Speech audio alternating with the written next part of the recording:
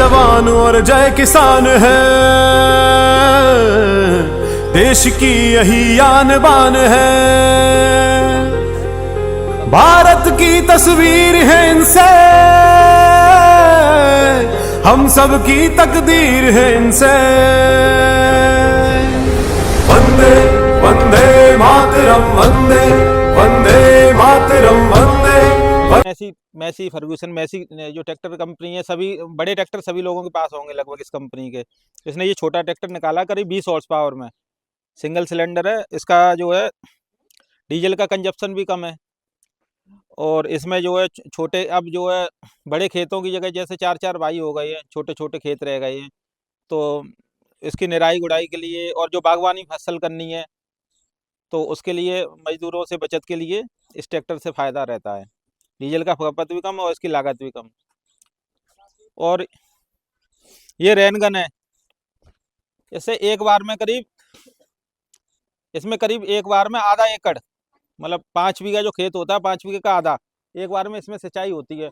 ये नीचे जैसे इसमें समरसेबल से इसमें कनेक्शन करने के बाद ये फ्लो से ये घूमता है, ये थोड़ा थोड़ा करके, ये एक तरीके से बड़ा स्प्रिंकलर मान के चलिए। बहुत दूर तक ये जो जैसे ऊंचे वाले फसल होते हैं, आम की फसल है या आपकी मक्के की फसल है, अमरूद की बागवानी, पपीते की बागवानी, उसके लिए ये ज़्यादा बेहतर होता है। अपने यहाँ प्रयोग कम होता है, ये मध्य भारत, महाराष्ट्र है, कर्नाटक है, उधर प्रयोग ज़्यादा होता है क्योंकि वहाँ पेड़ वाली फसल ज़्यादा होती है। जैसे काली मिर्च है, तो उसमें जो है पत्तों को भी, जैसे पत्ते ये प्रदूषण की वजह से इसमें गंदगी जमा हो जाती है, तो ये जो ऊपर के पत्ते जब पौधे साफ होंगे तो आपने देखा हो फोटोसिंथेसिस जिसे बोलते हैं, प्रकाश संश्लेषण। तो जब पौधों की प्रकाश संश्लेषण क्रिया अच्छी होगी तो पौधों को जो है स्वस्थ रहेंगे तो अच्छा उत्पादन देंगे। और ये सारे एप्लीमेंट तो सब लोग जानते ही हैं। ये एरो है, ये तो नॉर्मल है, जो नहीं है उसे बताया जा, या गेहूं है बड़ा एरिया में, उसे मजदूर नहीं मिल रही है, तो इसे जो है हार्वेस्टिंग होती है। इसे एक व्यक्ति लेता है, आपने देखा होगा हाईवे पर जो घास की साफ सफाई होती है तो वो इसी से होती है। इसमें एक दूसरा ब्लेड लग जाता है प्लास्टिक वाला, उससे जो घास की साफ साफ सफाई हो जाती है। क्योंकि आजकल लेबर महंगी है, तो एक व्यक्ति जो प्रशिक्षित व्यक्ति चाहिए, ट्रेंड थोड़ा सा ऐसे ट्रेंड कर देंगे तो जो वो आसानी से काम कर लेगा। देश की यही आन बान है, भारत की तस्वीर है इनसे, हम सब की तकदीर है इनसे। वंदे वंदे मातरम, वंदे वंदे मातरम, वंदे वंदे मातरम, वंदे वंदे मातरम, वंदे। ये मटकी में लौकी इस समय। अच्छा, मटकी को हाँ, मिट्टी के अंदर। हाँ, पहले 1 महीने फ्लैट में रखा खुले में, उसके उसमें सीड लगा के फिर 1 महीने बाद इसमें ट्रांसप्लांट की है जी। आप देख सकते हो इसे लाइव। और थोड़ा सा खोलो, किनारे किनारे पे और निकालो, इसमें हॉल भी दिखाई दे जाएंगे जड़। जी। देखो ये 1-2 छेद निकल आएगा, छेद से जो है इसमें 9 छेद है एक मटकी में। ये नया इनोवेशन किया है ये। और इससे आप देख सकते हो ये मौसम, इस समय लौकी कहीं लगती नहीं है, और इस समय लौकी आप देख रहे हो लग रही है, और बेल भी हरी भरी है। छेद निकले आएगा, इसमें जो है वर्मी कंपोस्ट भरा हुआ, मिट्टी का कोई पोषक तत्व नहीं अंदर। ठीक है, चलो उधर और दिखा दो। भारत की तस्वीर है इनसे, हम सब की तकदीर है इनसे। वंदे वंदे मातरम, वंदे वंदे मातरम, वंदे वंदे मातरम, वंदे वंदे मातरम, वंदे वंदे मातरम, वंदे वंदे मातरम, वंदे वंदे मातरम, वंदे। देव स्वरूप है अन्न प्रदाता, खुशी रहे हर। वैसे तो ये बरसात की फसल है, खरीफ मौसम में आप जानते हो कि जायद फसल में और ग्रीष्मकालीन फसल में पानी की ज़्यादा आवश्यकता होती है। इसमें पानी की आवश्यकता कम होती है। 15-20 दिन बाद एक बार फुब्बारे चला देते हैं हम, और उससे काम हो जाता है। तो उतने में सब हो जाता है। हाँ, सफिशिएंट। देखिए ये जो स्प्रिंकलर सिस्टम है या ड्रिप इरीगेशन भी आपने देखा हो, जिसे बूंद बूंद सिंचाई, बेड बना के ड्रिप की लाइन डाली जाती है, ऊपर उसमें पॉलीथीन होती है और बूंद बूंद सिंचाई होती है। तो पानी पौधे को ज़्यादा नहीं चाहिए। ज़्यादातर किसान ये सोचते हैं कि ट्यूबवेल चला के अपना घर पे सो जाते हैं। पानी पौधे को नियमित अंतराल के साथ चाहिए, एक साथ नहीं चाहिए।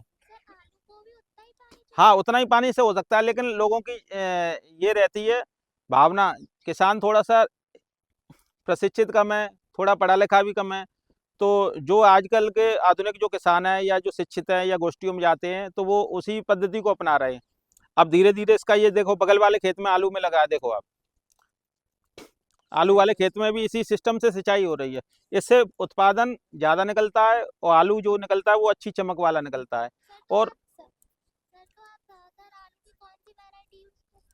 आलू की अपने यहाँ मुख्यतः कुफरी वार और 3797 जैसे बोलते हैं, वो वैरायटी ज़्यादा से ज़्यादा प्रयोग होती है। और सर तो यहाँ पे जो इतनी बड़ी फील्ड है, इसमें पानी कहाँ से आता है? पानी ये सोलर पंप से आता है। ये सोलर पंप, ये दो सोलर पंप लगी, ये पानी का ही तो पंप है। एक ये पंप लगा हुआ है, एक वो पंप लगा हुआ उधर। उधर ये वाला खेत इससे सिंचाई हो जाता है, ये वाला उससे सिंचाई हो जाता है। सर जैसे कि किसी एक फसल को ज्यादा पानी चाहिए होता है और किसी को कम चाहिए होता है, तो उन दोनों के साथ तो वो एक साथ हम ऐसी फसल का प्रयोग करते हैं जो दोनों कम पानी चाहने वाली फसल होती हैं। अगर आप ज़्यादा पानी चाहने वाली होंगी तो दोनों ज़्यादा पानी चाहने वाली होंगी। एक कम पानी चाहने वाली और एक ज़्यादा पानी चाहने वाली आप फसल एक साथ नहीं प्रयोग करेंगे। सर तो यहाँ पे इतनी बड़ी फील्ड है, इतने सारे प्लांट्स है, तो आप उन्हें मैनेज कैसे करते हैं? मैनेज तो ये जो है, मजदूर रहते हैं गांव में, जो बेरोजगारी फैल रही है, गांव के लोग पलायन न करें, तो 2 से 4 व्यक्ति, बच्चे हैं छुट्टियों में, या महिलाएं पुरुष हैं, वो अपने निराई गुड़ाई हार्वेस्टिंग उन्हीं से होता है। भाई गांव का ही लोग तो शहर में रोजगार के लिए जाता है। शहर का व्यक्ति तो काम अपने जो भी पड़े काम करते हैं, दुकान खोल रहा है, वैसा कर रहा है। श्रमिक जो होते हैं वो गाँव से ही जाते हैं शहर की तरफ। तो उनके पलायन का भी हम काम कर रहे हैं। ये अभी ऐसा मौसम है, इस समय काम नहीं मिलता कहीं, तो ऐसे मौसम में हम मजदूरों को काम भी दे रहे हैं। सर जैसे हाइब्रिड की वैरायटी सर को ज़्यादा प्रोडक्शन देती है सर, नॉर्मल जो 3797 में उसका प्रोडक्शन कम होता है सर? नहीं, ऐसा है, देखिए हाइब्रिड कोई वैरायटी नहीं होती है, ये भ्रांति है। सब प्रजातियां CPRI केंद्रीय आलू अनुसंधान संस्थान शिमला कुफरी में, वहाँ एक हिल स्टेशन है, वहाँ गर्मियों के मौसम में आलू का सीड प्रोडक्शन होता है, इस मौसम में नहीं होता। इस मौसम में वो मैदानी क्षेत्र है, केंद्रीय आलू अनुसंधान संस्थान मोदीपुरम मेरठ में, वहाँ पर उसका ट्रांसप्लांट करके तब हम जैसे लोगों फार्मरों को दिया जाता है। सर जैसे हमारे यहाँ 302 37 37 नहीं, ये सब वैसी वैरायटियाँ, ये सब प्राइवेट लोगों ने अपने फायदे के लिए वैरायटियाँ उपलब्ध करा दी हैं। तो जो सरकार से प्रमाणित तो प्रामाणिक वैरायटियाँ, उन्हीं का प्रयोग करना चाहिए किसान को। सर जैसे इन फसलों का प्रोडक्शन ज़्यादा है, जो 3797 सर CPRI का सर AK सिंह का सर, ये कुछ वैरायटीज़ हैं इनका प्रोडक्शन कम है हमारे यहाँ। देखिए प्रोडक्शन, अगर आप ऑर्गेनिक खाद लगाएंगे, जैविक खाद लगाएंगे, और बरसात के मौसम में ढैंचा, हरी खाद, लोबिया, फसल विविधीकरण करेंगे। जैसे अभी क्या होता है, एक ही पैटर्न होता है, एक साल आलू लगाया, अगले साल भी आलू लगाया, तो आपको क्रॉप रोटेशन बहुत जरूरी है। और गहरी जड़ वाली फसल लगा ली आपने, फिर उथली जड़ वाली फसल लगा ली, उससे क्या होता है, गहरी जड़ वाली नीचे से उसने फर्टिलाइजर लिया, फिर वो ऊपर आ गया, तो उथली जड़ वाली फसल लगा ली आपने। तो इस तरीके से अगर आप फसल विविधीकरण करेंगे तो आपका उत्पादन अच्छा निकल आएगा। सर जैसे ऐसा होता है कि एक साल आलू तो महंगा बिक गया, 2 साल तक बिक गया, कम पैसों में बिका, तो सर उसकी भरपाई के लिए सर हमें लगातार कंटिन्यूसली करना चाहिए ना? नहीं, ऐसा नहीं है। आप अगर किसी फसल का उत्पादन करने जा रहे हैं, तो आप कृषि विश्वविद्यालय है, और भी किसान हैं कहीं, आपका आप तो मोबाइल फ़ोन है, मोबाइल फ़ोन से आप संपर्क कर सकते हैं कि आपके यहाँ कितना आलू लग रहा है। या कहीं मत जाइए, आप अपने गांव में देखिए, अगर गांव में सभी लोग आलू लगा रहे हैं तो आप आलू मत लगाइए ज़्यादा मात्रा में। जैसे पिछले वर्ष अगर 2 से बीघा आलू लगा था आपके गांव में, और इस बार 2 से लग रहा है, तो कुछ रिलीफ है। अगर आप ये गाँव के वाले ही जैसे जो सरसों करते हैं या लहसुन करते हैं, एक गाँव में टोटल 100% आलू नहीं होता, किसी ने गेहूँ, अगर उस एरिया में भी आलू हो रहा है तो आप आलू ना करें। और मेरा तो सुझाव ये रहेगा कि आपके पास 20 बीघा खेत है, तो आप 15 बीघा आलू करें, 5 बीघा में अन्य फसलें करें, जिससे आपका रोजगार, पैसा तो मिलता रहे। भाई कोई गारंटी तो है नहीं आलू महंगा बिकेगा, फिर आप क्या करोगे, किसी का पैसा रोकोगे या किसी से कर्जा लोगे। तो इससे बेहतर ये है कि एक समान भावना से चलें आप। एक साल में अधिक पैसे वाले न बन के आप रेगुलरली पैसे वाले बने।